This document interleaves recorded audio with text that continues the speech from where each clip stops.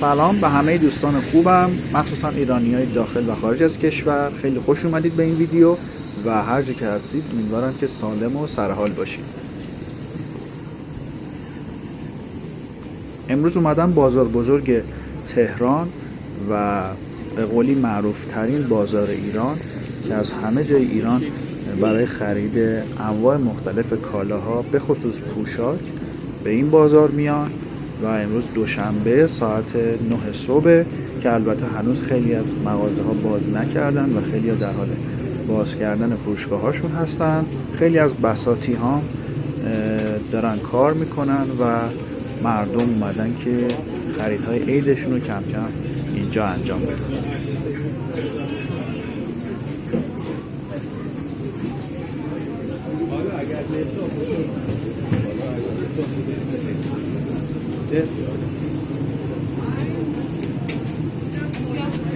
اول از همه در مورد این خیابون که داریم توش قدم میزنیم بگم این خیابون اسمش 15 خرداد غربی هستش، یکی از قدیمی ترین و معروف ترین خیابون‌های تهران که از زمان قدیم هم پر از مغازه و فروشگاه بوده و در حال حاضر یکی از خیابون‌های اصلی بازار تهرانه و چند سالی هم هستش که به صورت پیاده راه در اومده و قبلا ماشین و موتور اجازه عبور داشتن اما خیلی الان محدود شده و فقط ساعت‌های خاصی اونم در زمان شب اجازه ورود ماشین‌ها و موتورها رو به این خیابون میدن.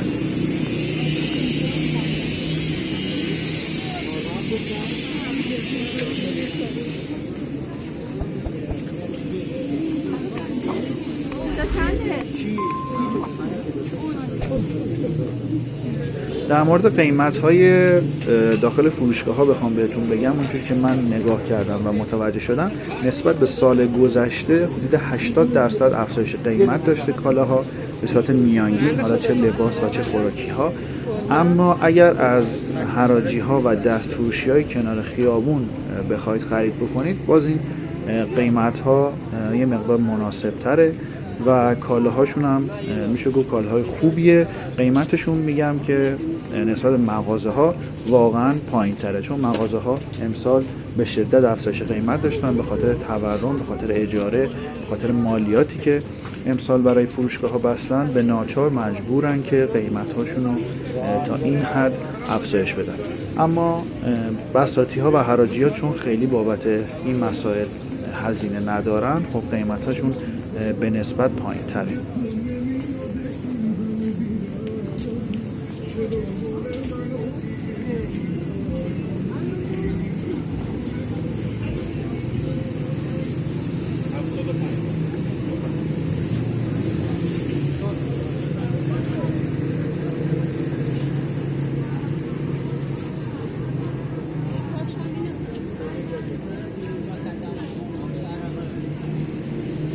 این ویدیو رو که حتما تا آخر ببینید. ویدیو قبلی هم از اول بازار 15 خرداد بود که براتون گرفتم و منتشر کردم، اگر ندیدید اونم ببینید، خیلی ویدیو خوبیه. و ویدیو بعدی هم میخوام یه قسمت دیگه بازار برم تهیه بکنم که اونم تو 2 روز آینده حتما منتشر میکنم، اونم ببینید. و اگر تا الانم تجربه خرید از بازار بزرگ تهران رو داشتید حتما برامون کامنت کنید و آخرین قیمتی هم که اجناس رو داخل این بازار خریدید، مخصوصا کسایی که خارج از ایران هستن، حتما برامون تو کامنت بنویسن و نظرشون هم راجع به این ویدیو بگن. ممنونم که منو دنبال کردید. روز عالی داشته باشید.